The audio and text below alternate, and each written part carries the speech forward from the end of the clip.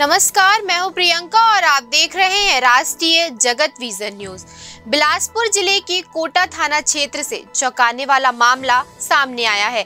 नाबालिग बेटी के अपहरण के बाद पिछले 4 महीनों से दर दर भटक रही पीड़ित मां से पुलिस ने मदद के बदले रिश्वत मांगी। आरोप है कि कोटा थाने में पदस्थ एएसआई हेमंत पाटले ने नाबालिग का पता लगाने और उसे वापस लाने के एवज में 20,000 रुपए की मांग की।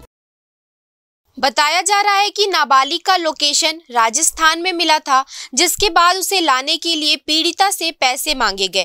इस पूरी घटना का एक वीडियो भी सामने आया है, जिसमें एएसआई द्वारा रिश्वत लेते हुए दिखाया गया है। वीडियो सोशल मीडिया पर तेजी से वायरल हो रहा है, जिससे पुलिस विभाग की कार्यशैली पर सवाल उठने लगे हैं।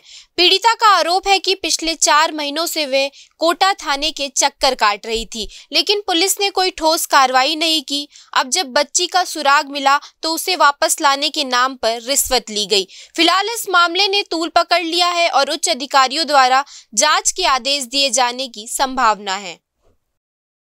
फिलहाल इस खबर में इतना ही। देश प्रदेश की खबरों से अपडेटेड रहने के लिए हमारे चैनल को सब्सक्राइब करें। नए खबरों के नोटिफिकेशन के लिए बेल आइकॉन जरूर दबाएं। नमस्कार।